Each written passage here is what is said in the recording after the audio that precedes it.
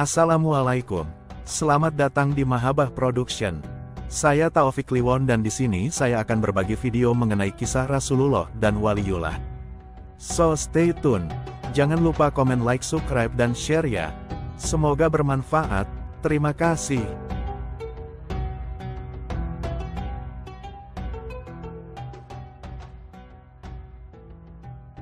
Komando Pasukan Khusus, Kopassus, adalah pasukan elit TNI AD yang disegani oleh militer di banyak negara.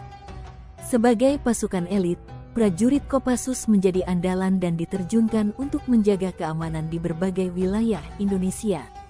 Oleh karena itu, tidak aneh jika seorang prajurit Kopassus memiliki pengalaman dan kisah-kisah yang menarik selama penugasannya. Salah satu kisah yang menarik sekaligus mistis dialami Selvanus, bukan nama sebenarnya, seorang prajurit Kopassus yang sempat bertugas di Papua. Pengalaman mistis ini diceritakan dalam buku Kopassus untuk Indonesia, karangan Iwan Santosa dan E.A. Natanegara. Dilansir dari buku tersebut, kisah ini terjadi saat Selvanus ditempatkan sebagai komandan pos di Timika. Wilayah itu dikenal sangat rawan karena keberadaan kelompok separatis Organisasi Papua Merdeka, OPM. Pada masa itu, tokoh penting OPM seperti Kelly Koalik dan Tadeus Yogi berada di sekitar wilayah tersebut. Selvanus mendapat perintah untuk melakukan penyerbuan ke markas OPM yang berjarak 6 hari perjalanan dari lokasi mereka. Di hari kelima perjalanan, Selvanus dan timnya menemukan sebuah sungai berarus deras dan memutuskan untuk menyeberang menggunakan tali.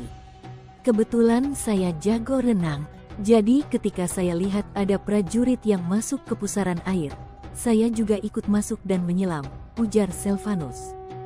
Namun, dia kemudian menemukan bahwa sungai itu menghilang dan berubah menjadi air terjun.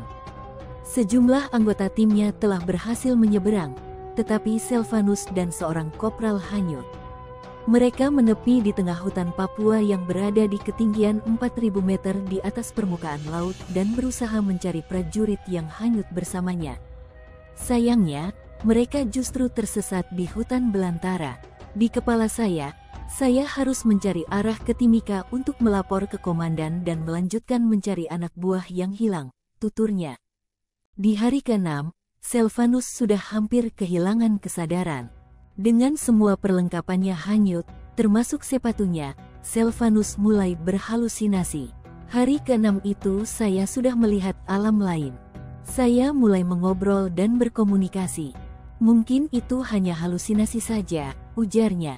Anehnya, dalam kondisi itu, Selvanus masih dapat terus berjalan, bahkan sampai hari ke-11. Dia bahkan berhasil menyeberangi sungai selebar 200 meter dan mencapai Timika. Selvanus akhirnya ditemukan warga setelah hilang di hutan selama 18 hari.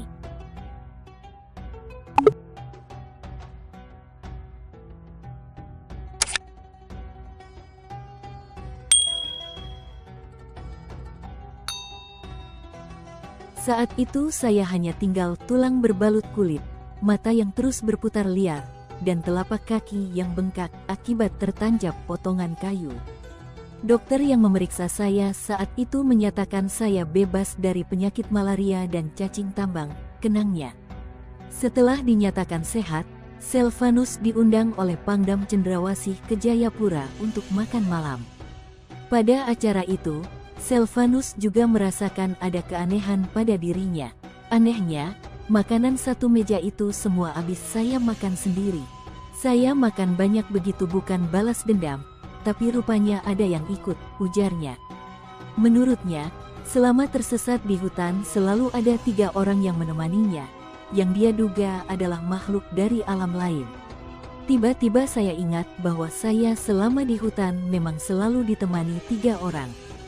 Kalau matahari sudah terbenam, satu memijati kaki, satu memijati pundak, dan satu lagi berbagi rokok dengan saya.